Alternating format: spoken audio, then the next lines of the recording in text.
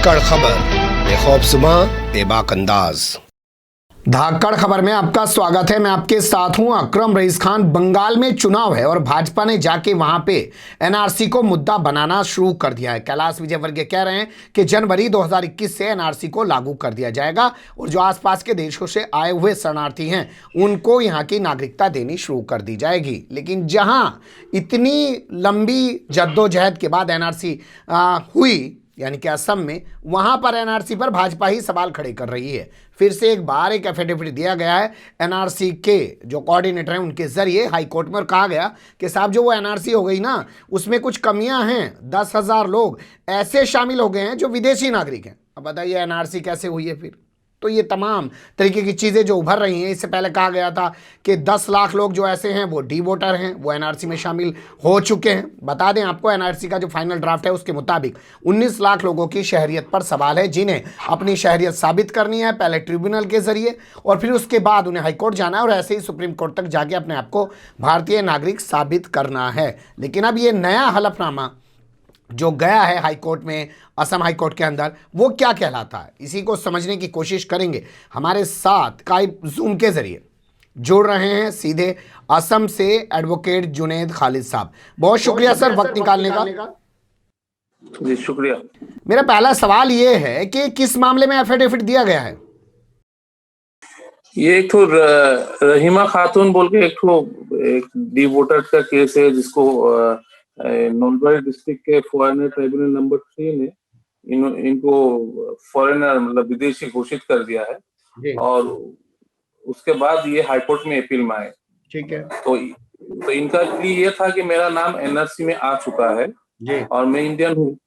उसके बाद एनआरसी में नाम आने के बाद इनको फॉरेनर डिक्लेयर किया गया। तो इस मुद्दे पे हाईकोर्ट ने बहुत सख्त रुख लिया।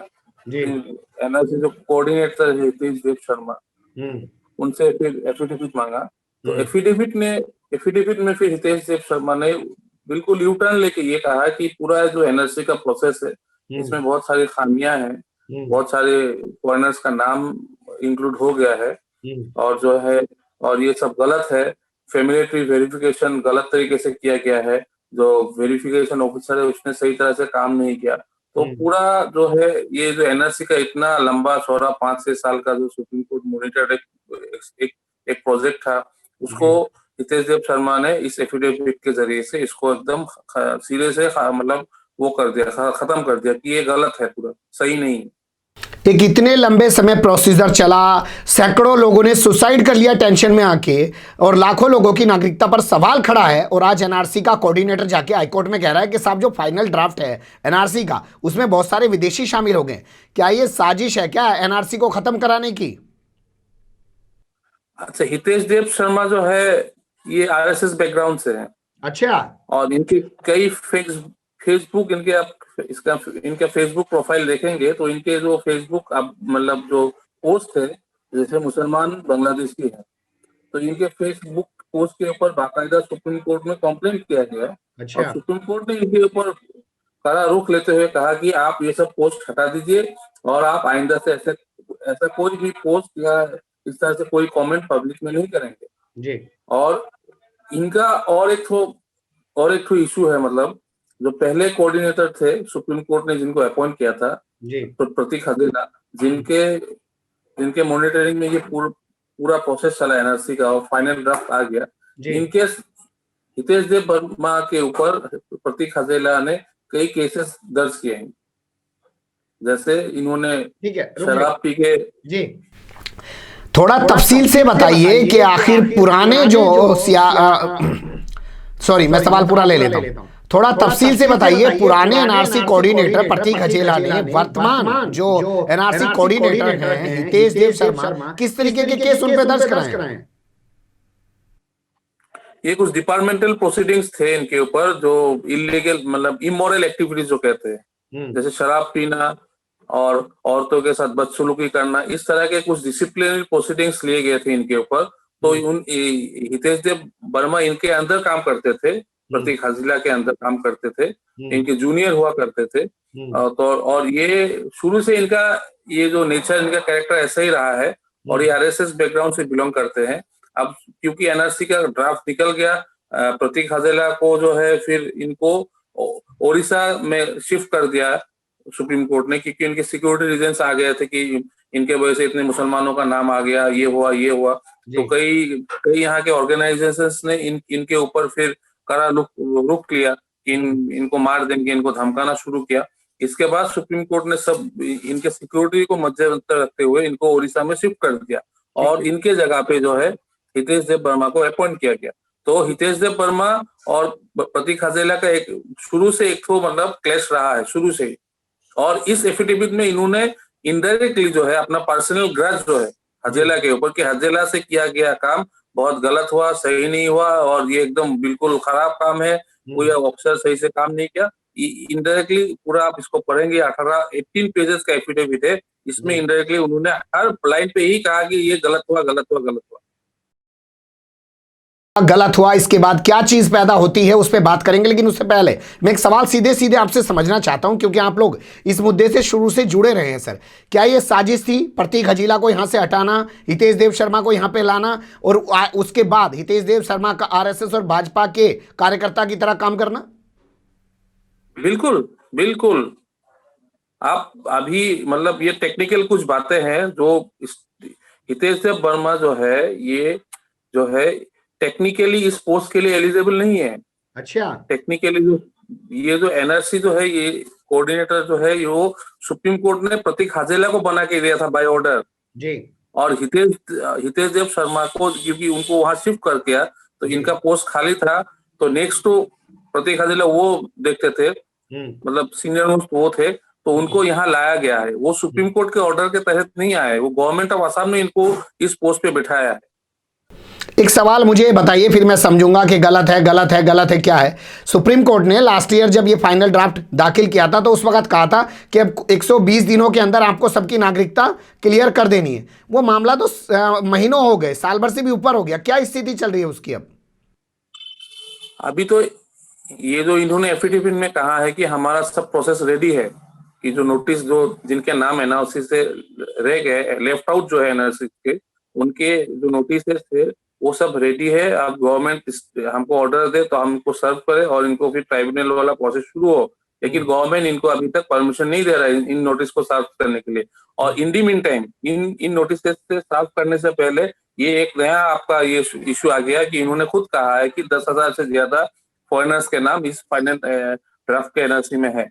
मैं और थोड़ा विस्तार से आपसे समझना चाहता हूं। जिन 19 लाख लोगों की शहरियत पे सवाल हुआ था और उसके बाद कहा था असम सरकार ने कि हम और ज्यादा ट्रिब्यूनल्स बना रहे हैं, वहां लोग जाएंगे 120 दिनों के अंदर अपनी नागरिकता वहां पे साबित कर देंगे, क्या वो प्रोसीजर अभी शुरू नहीं हुआ? क्या अभी शुरू नहीं हुआ?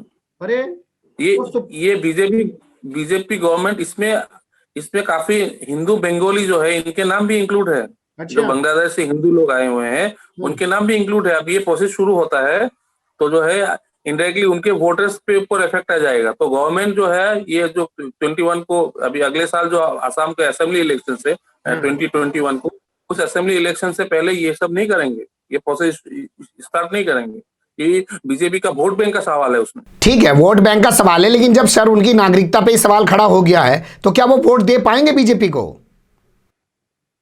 अभी तो जब तक वो डिक्लेयर नहीं हो जाते हैं, मतलब ट्राइब्यूनल से इनको डिक्लेयर करना होगा कि हाँ फॉरेनर है, उसके बाद उनका नाम वोटर लिस्ट से काटा जाएगा। अभी तक तो वोटर लिस्ट में नाम है उनका, एनआरसी के ड्राफ्ट में नाम नहीं है। ये बहुत बड़ा खुलासा कर रहे हैं एडवोकेट जुनैद खालिद साहब के 19 लाख लोगों की शहरियत पर जो सवाल है उसके लिए जो ट्रिब्यूनल्स बनाए जाने थे वो अभी काम करना शुरू भी नहीं किए, क्योंकि बीजेपी को लग रहा है कि इन 19 लाख में से 12-14 लाख लोग बंगाली हिंदू हैं, वो उसको वोट दे देंगे। क्योंकि अगर ट्रिब्यूनल्स में जाकर उनका मामला फंस गया और उनकी नागरिकता पर सवाल खड़ा हो गया तो वो वोट नहीं दे पाएंगे। देखिए कितनी बड़ी साजिश है। सुप्रीम कोर्ट क्या कर रहा है? सुपरविजन नहीं कर रहा वो। इसमें तो अजीब बात है कि सुप्रीम कोर्ट जो ये तो सुप्रीम कोर्ट मॉनिटर्ड है। ये अभी जो WBC 247/2019 जो एनआरसी का केस है सुप्रीम कोर्ट में अभी पेंडिंग है, वो तो पेंडिंग है। इसकी इंडिपेंडेंसी जो है, इन्होंने हितेश देव वर्मा को ये कहाँ से पावर अथॉरिटी मिला कि ये सब बात वो विदाउट सुप्रीम कोर्ट परमिशन ये जो है एफिडेविट फाइल करे?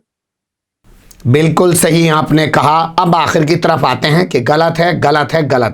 अब कह रहे हैं कि 10,000 विदेशी नागरिक एनआरसी लिस्ट में आ गए हैं। इससे पहले कह रहे थे कि 5 lakh D voter NRC list में आ गए हैं।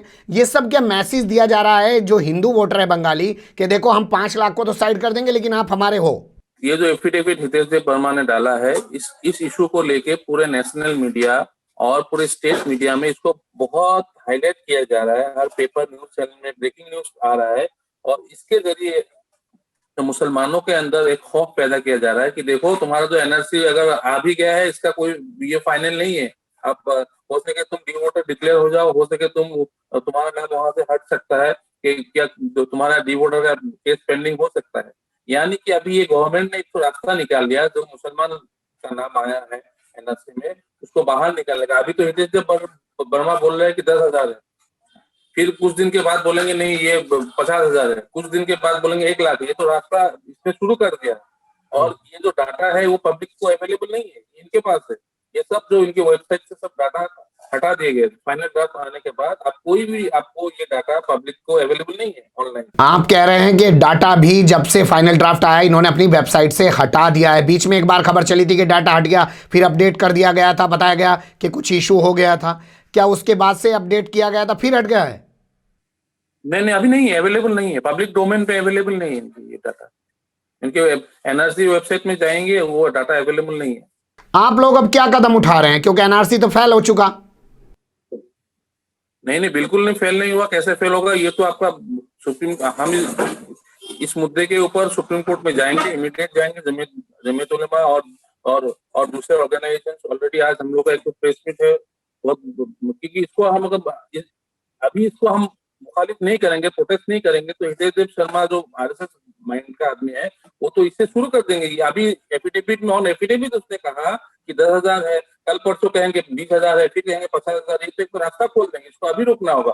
और सबसे बड़ी बात यह है कि without supreme court permission, without supreme court authority, इसको कहाँ से ये अथॉरिटी मिला कि जो ये सब एफिडेविट ये हितेश देव शर्मा दाखिल करे?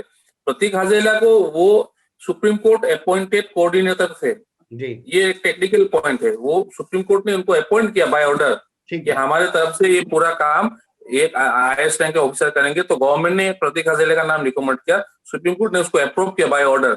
लेकिन हितेश देव शर्मा के मामले में ये गवर्नमेंट, क्योंकि हजेला साहब को वहां शिफ्ट कर दिया गया ओडिशा में, तो ये इनका पोस्ट वैकेंट था कोऑर्डिनेटर का, तो असम गवर्नमेंट ने इनको वहां बैठाया।